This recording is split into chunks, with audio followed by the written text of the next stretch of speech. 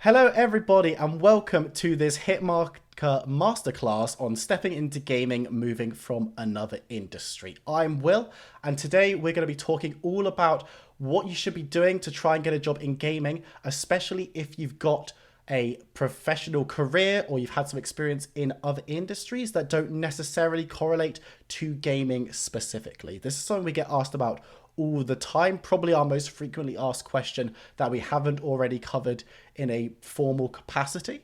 So today we're going to be doing just that. We're going to be talking you through the two main points that we answer people when they ask us these questions, and that's what should you be considering when applying for a job in gaming if you've been working somewhere else, if you've been working in a different sector. So the differences between applying for jobs in gaming and applying for jobs in a different area. And then we'll be talking about how you can be using the experience that you've gained and how you can be using stuff that doesn't on the surface necessarily seem super relevant to a gaming application, and how you can use that in a really productive and valuable way to help you get a leg up on the people that you're applying against, and to help you really stand out from the crowd when it comes to your application. This masterclass is going to be a little bit shorter. We're aiming for about 25 minutes on this one. So we're going to condense a lot of really, really useful information for you into a shorter video. So hopefully you'll be able to get everything you need to go away and start really using that experience and that professional development of skills that you've gained in order to further your own career in gaming.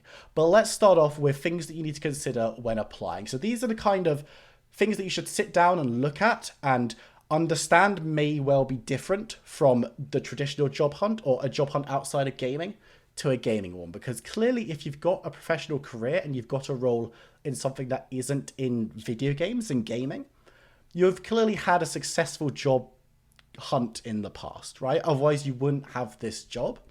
So you know a little bit about how you want to be presenting yourself. You know the basics. You have an understanding of what makes you employable and how to show your skills in order to gain a position.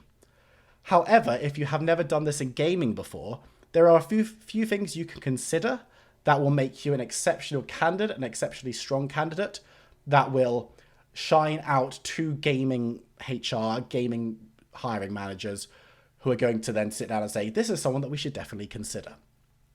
So let's start off with something that we always talk about. It's something that's so important when it comes to application and something that is so undervalued by some people we talk to. It's researching the company. Now, you want to be looking at each and every regular avenue that you would use to research a company. If you're going into a job application, having not looked into the company, looked into the role, you're doing yourself a disservice. You could be applying for something that doesn't suit you. You could be applying for a company that isn't right for you, that wouldn't be the best place for you to develop or the best place for you to spend the next portion of your career.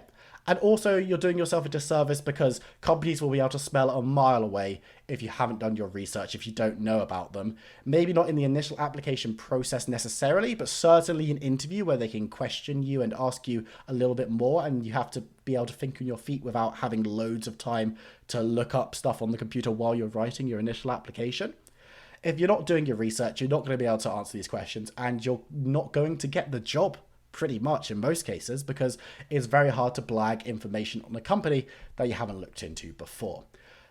All the regular avenues, so we're talking about the company website, we're talking about the news feeds on different web apps. So Google News is the classic one we always advise, because then you'll be able to get a good mixture of what the company wants to tell you and really good information on the company as a whole from the company website, but also the stuff that maybe they don't want to show you, the more negative side with news, but also things that seem generally important outside of the company as well.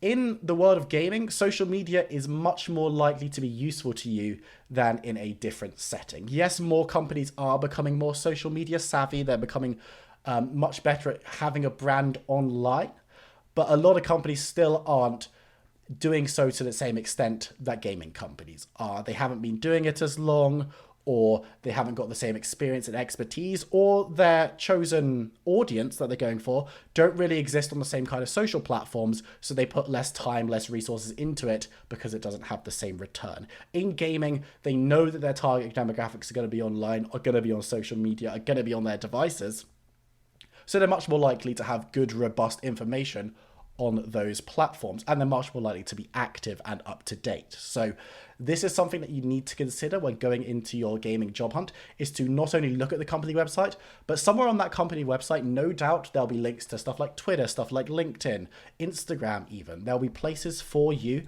to go and search and find information about these companies that will be more up to date. A company won't necessarily update its website every single day, but it's much more likely to be tweeting out about stuff or putting stuff on LinkedIn that they want you to see. So it's kind of an augmentation onto looking at a company's website, and it will give you really great up-to-date information. And if you can go into an application and write one with information about a product or some news that the company's put out that day, that's going to really impress the hiring manager, because they're going to know that in order for you to know this information, you must have been looking into the company, as opposed to just looking at a company website that hasn't been updated for 2 months. And that being said, with the fact that social media, they're going to be posting a lot and quite rapidly and frequently in most cases, this isn't something that you can just do once and think, yeah, sound, I know about this company. I've looked at the news articles. I've looked at the website. I looked at their social media. I understand what they're about. You can get a general sense of a company's culture and a company identity. That's not likely to change in the time between an initial application or your initial research and, say, a job interview in 2 or 3 weeks after that. But the direction they're going and news that's coming out could well change rapidly in that time frame. So a product might have been cancelled by the time you get to interview, and you could have said that it was really exciting for you during your initial application. There could have been a change of staffing in this time. There could have been an awesome announcement that they made a couple of days after your research and application went in. And of course, you're not going to be able to talk about that in your initial application, because that hasn't happened yet. You're not going to have that information. But when it comes to the interview, the second part of the process, you need to be able to talk about this stuff. You need to be consistently researching and keeping up to date with a company. You're not going to need to do a full in-depth research at every single stage. You don't have to go back to the company website and do a deep dive again like you would before applying. But you need to be keeping up to date with all the news and all the changes, and social media is likely to be the best place to do that. And that's something that, while you could do it for all kind of industries, in gaming it's much more likely to pay off for you in the long run, because it's much more likely to be active. When it comes to writing your application, the tone is likely to be a little bit different, not necessarily from where you've been before, but certainly from what you're taught at school. If your school was anything like mine, when they talked to you about writing a cover letter, and that's if your school taught you how to write a cover letter at all, it was always very much a to whom it may concern, very formal, long paragraph situation, right? Because that's how they teach you to write at school, because it's the most technically correct way of doing things. And you can't be under formal if you write like that. You can't be seen as disrespectful if you're writing like that, which is true. But in gaming, we found, and we've heard from people, that being slightly more casual is going to be better for the hiring manager to read through. And while every industry is going to have slightly more casual companies, slightly more formal companies, it's much more likely in gaming that the norm is a bit more low key. It's not going to be the to whom it may concern, kind regards kind of language. So when you're writing your application, leave that at the door, because it's not going to help you in the long run. It's often harder to write like that because we don't talk like that in day to day.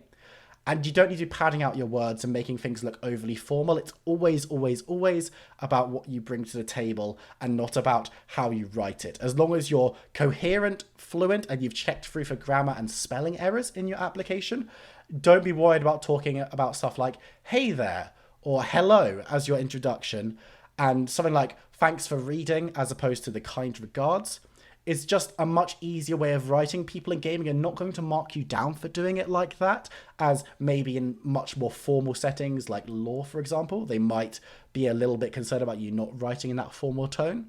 You don't need to worry about that in gaming nearly as much. And being an overly formal person may well show that you haven't done research into the company culture that the gaming studio or developer or wherever you're trying to work is trying to cultivate. That being said, don't just look at Twitter to understand the voice of the company that you're applying for. Remember, this is a job application, so you're going to want to be formal to an extent. You can't be going into your application and swearing or writing as you would a text to a friend, because you don't know the hiring manager, And whilst on some occasions that will work, on some occasions doing the hyper casual conversational type of application will work out for someone. By and large, in many cases, a hiring manager is going to go, I don't know this person, this isn't super professional, I'm just going to disregard their application, which is not what you want to do at all. And when you look at a company's Twitter page, the way that their brand communicates there is the way that one or two social media managers or their social media team communicates with their audience on that platform. It's not going to be exactly how the whole company wants you to interact with them. It's not how their recruitment and their HR wants you to interact with them. If you're looking for company culture and kind of getting a lay of the land, looking at a job description, looking at how the company writes in that area is going to be much more helpful to you than looking at their social media to understand tone. Again, you want to look at social media anyway for your research, but reading how a job description is written will allow you to get an understanding of this person is going to be involved in the application process somewhere, most likely, because they're on the recruiting team. They're the ones who write about what is needed. So I'm going to be able to match this kind of thing and I won't get in trouble. And this person is unlikely to view it in a dim light if they are talking in that way. If in doubt, always verge a little bit on the formal side just because you want to be professional and you don't want to be coming in on a very casual level. But again, don't go over formal because people don't like reading it as much and it's harder to write. So keep that at the door when you're doing a gaming application. Something else that should be noted is talking about your interests, talking about what makes you want to work in gaming, right? Because if you're in another industry and you want to move into the gaming industry, there's a very high chance that you love gaming and you're passionate about it. And that passion and that love can be such a strong advantage to you when you're writing your application. But in so many other places, like it's very unlikely you're going to be super passionate about banking, right? Some people will be, some people love finance, but by and large, you're not going to have used your massive, like your passion since you were 10 years old to apply for a job there because it's unlikely you had that, right?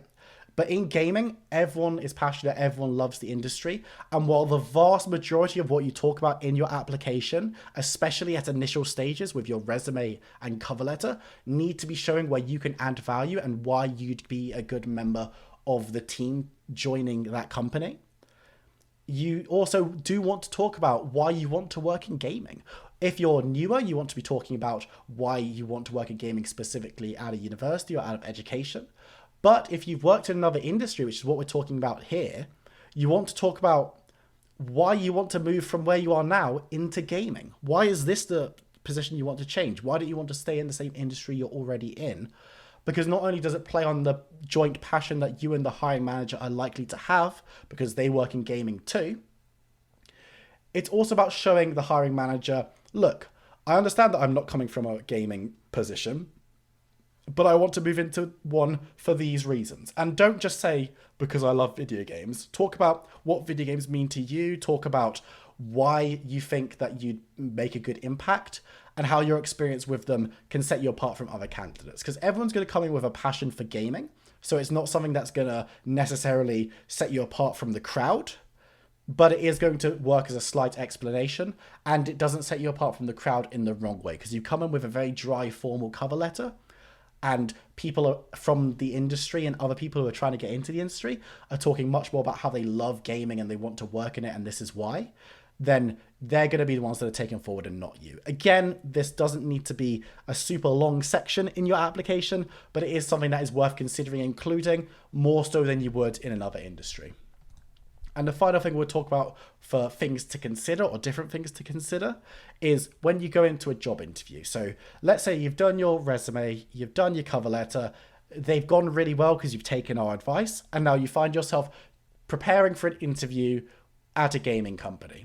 That's brilliant. Congratulations on that. Again, you've got to consider the company culture, that it might be a slightly more casual work environment than you're necessarily used to if you're coming in from a more formal sector. And you need to consider how that's going to be reflected in the interview, both to not come in with the same kind of expectations as you would if you're going into an interview in a very, very formal sector or a very different company, but also not letting the idea that these people work in video games so I can be super casual affect you. Because again, it's a job interview. You want to be going in there professionally, aiming to impress the person you're talking to, and aiming to impress everyone that you interact and meet on the day. So even if it's people sitting there playing video games, because that might be happening in a game developer much more than in another area, or it's a very open kind of area, a very open company, the culture's a bit different, remain professional. It's not the kind of thing where if you're not told that there's a very casual dress code, don't turn up in jeans and t-shirt because that's what you wear when you're playing games, right? You still want to be treating it very professionally as a job interview, but be ready to be asked slightly different questions or to be interacted with in a slightly different way. Again, this is not a hard and fast rule. And with all of this advice, you need to take it under consideration of what this exact company looks like, because there are settings in gaming that are very, very formal. And you need to consider that, especially if you're going into an area that is more formal traditionally in terms of what job you'd be doing. And every studio is different. But if you're following these kind of guidelines and you're considering this stuff more than anything, so if you're going into your next application process thinking about this stuff and having it in mind, then you're going to be able to make better decisions and consider a little bit more before going in how you're going to make this work. And that little bit more consideration might save you from falling into a pit trap that could change it from a hard pass to a we want to take this person to interview to see how we can get them into this company. Even if they're a little bit skeptical, saying this person hasn't worked in gaming before, but we like their application, let's have a chat with them and interview, that's still getting your foot in the door and further in the application process than if you just assumed that gaming was the same as where you're working, or potentially even worse, just assume that gaming is playing video games all day and it's a very casual, young work environment, because more and more that isn't the case. And you don't want to fall into those pit traps and come off as either looking unprepared or disrespectful. So those are the things that you want to consider, or the main things you want to consider. There is loads more we could talk about, but we've got quite a defined space of time here. So we're going to be moving on to the thing that is probably more asked than anything else, is how to use experience in another sector in your application. How do you go from working in banking, working in sales, working in a coffee shop, to using that and twisting that into something that an esports or gaming manager is going to sit down and go, wow, this person is the exact candidate that we need. So let's start off with some of the common misconceptions that we hear about this stuff. So many people will sit there and say, oh, I've worked in this, that, or that for 4 years. Should I include this experience in my resume, in my application? And the answer is yes. You absolutely should. Companies want really strong candidates with experience and skills that are going to make them successful in the role. Very few companies are sitting down and going, we want someone who loves playing Halo. That is the main thing that we need in this position. There will be some jobs and some companies that may think like that. But by and large, if you're hiring for someone to make your company better, loving gaming is going to be a massive positive, but someone who can do the job you're hiring for is going to be much more important. Someone who has the skills and experience in that kind of area is going to be more valuable to you than someone who's spent a year in gaming doing something completely irrelevant. So if you've got the skills and you've developed that stuff, don't ever consider that because it's in something that doesn't have gaming in the title, that you're not going to be able to use that information, because that's just not true. Skills that are needed and asked for in job posts aren't always going to be unique to the gaming industry. If you're working in graphic design somewhere else, marketing somewhere else, sales somewhere else, if you're looking at a sales job or a marketing job or a graphic design job in gaming, those kind of skills are going to be transferable. If you're working in coding, being able to write efficient code is going to be very useful to you. These aren't things that you should just say, oh, well, it's not in a gaming environment, so it's not going to be useful. Because at the end of the day, if you're an amazing graphic designer, but you've only worked on coffee adverts or on adverts for supermarkets, you've still got the skills required to make an advert for a game studio or an esports organization. You've still got these skills. They just might not look exactly the same as everyone else who's applying for the job. And at the end of the day, seeing something unique and different is going to catch the hiring manager's eye. And if you're good at what you do, it's going to catch it in a positive way. And remember, not every job in gaming is a gaming job, if that makes sense. Obviously, it's unlikely that you're going to be stepping into your first gaming job from another industry and already have experience as a game developer, because that is a very specific game industry job. But again, if you're looking for a job like marketing, you could have had a job at marketing elsewhere. And especially if you have done, those skills are going to be transferable. That experience is going to be super useful. And there's not that much twisting or changing it that you need to do in your application to make it look relevant, because it's already going to be relevant, right? So let's talk about what to include. Always include your current or most recent position in an application, even if it doesn't seem super relevant, because a company in gaming will want to know where you've directly come from. If it's a case of you're in a job and you're looking for a new one while in a job, then include what you're doing right now. Because again, you want to be explaining a little bit why you want to make the move into gaming from where you are, and a company is going to want to know that. If you're unemployed right now or you don't have a position currently, you want to be talking about the last one that you held, because that helps the company put together a time frame and an understanding of what your career journey looks like up to this point, even if it's not the most super relevant. And then you want to be reading through the job description and looking for anything that you can use and anything that fits the requirements of the job. So at the easiest level, if you're looking at a marketing job and there are skills that you have from your previous marketing experience, you want to be including that role even if it wasn't your most recent, because it's very, very easy to say, you need this skill, I showed this skill in this job. And again, when it comes to writing your resume and talking about stuff in a cover letter, you really want to be not only saying, this is what I did, but showing what you achieved and how you gained skills in those areas. And if you find that you don't have that much of that stuff, you want to be looking through the skills and looking through the requirements and finding anywhere that you've shown similar skills or useful skills, but in a slightly different context. So if it's asking for development skills or understanding in certain areas like leadership, you might not have leadership in a game, in a QA gaming environment, but you might have experience in leadership in a project management environment in your previous job. And those are still going to be valuable to take over, and people are still going to want to read that when they're looking over your application. So don't just sit there and think, well, it's not an exact one-to-one, so it's not going to be useful, because everyone does things in a slightly different way. Every company does things in a slightly different way. Two game development studios are unlikely to ever want to do their project management in an exact copy mold of their competitor. So while you might think, they use a different kind of system to the one that I'm used to in another industry, and it wasn't in gaming and it was in a slightly different area, that's still going to be useful for them to know that you understand the fundamentals and have professional experience in the fundamentals. So that is definitely something worth keeping in mind and something that's worth including when it comes to an application. And you'll be surprised when reading through a job description for a job that you really want in gaming, how often you'll see you go through with a highlighter, you either copy and paste it into a Word document and get the highlighter tool, or even if you print it out and highlight it the old-fashioned way, you'll be so surprised at how many things you can highlight and say, either I have firmly done this in my professional career up to this point. Even if you're a more junior candidate with 1 or 2 years experience, you'll still find that in entry-level jobs elsewhere, you'll have gained a lot of this experience, a lot of these skills. And not only that, you'll be surprised at how many times you can look at something and go, I haven't done this exactly, but I've definitely done stuff similar or put in place the groundwork to gain these skills very quickly.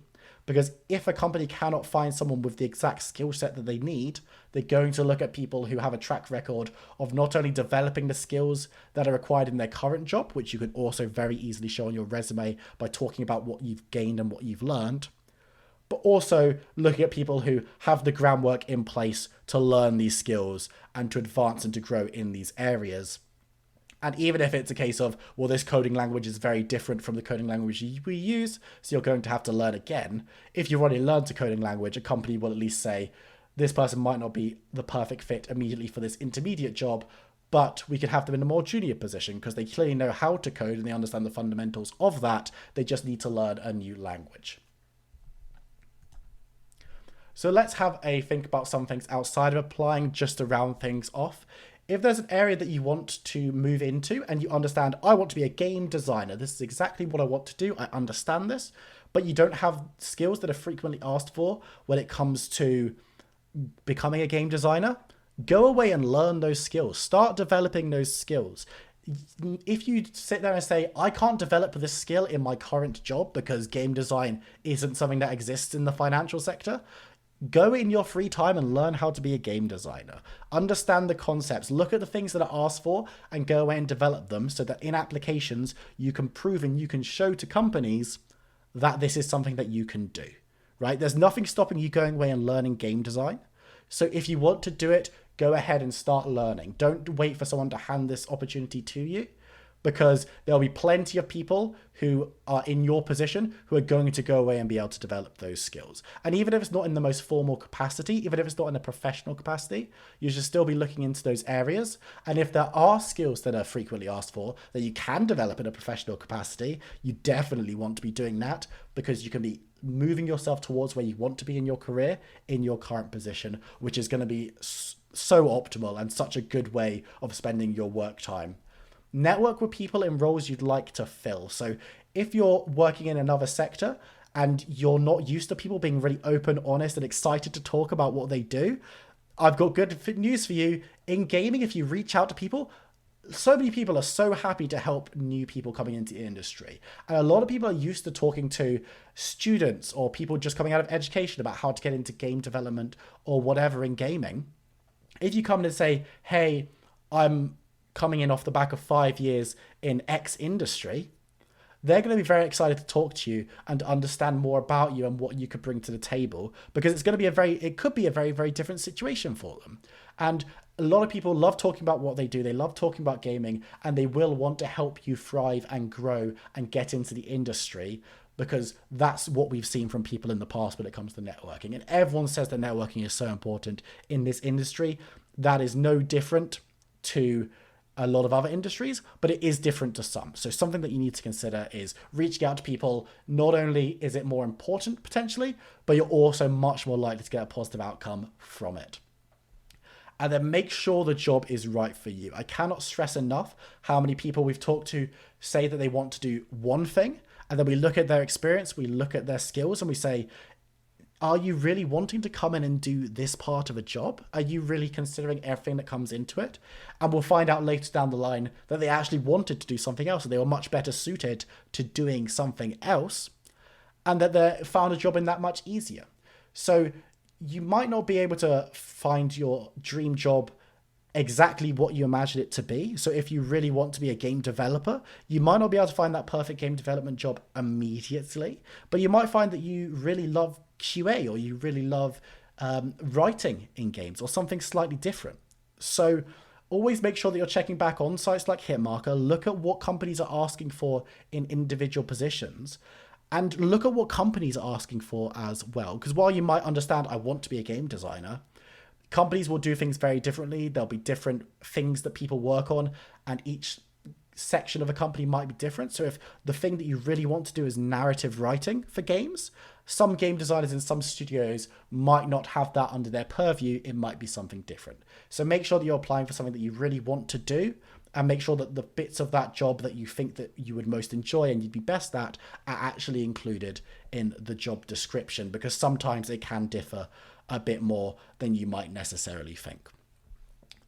That is going to be everything for this section of the talk, the more formal part where we're just going through. Hopefully that will answer a few questions. We've tailored this to answer a lot of what we've already been talking to people about when it comes to these kind of questions, when it comes to moving into the industry. And of course, as we say, there is an article on the Hitmarker site right now, will be linked below this video if you're watching it after the fact. So you'll be able to go away and read through everything that we've just talked about, and a few other points as well that we didn't have time to mention, which will hopefully help you get into the gaming industry from wherever you find yourself working or found yourself working in the past. We're really, really happy that you joined us for this masterclass, last one of the year, and we hope you can find a job in esports and gaming very, very soon.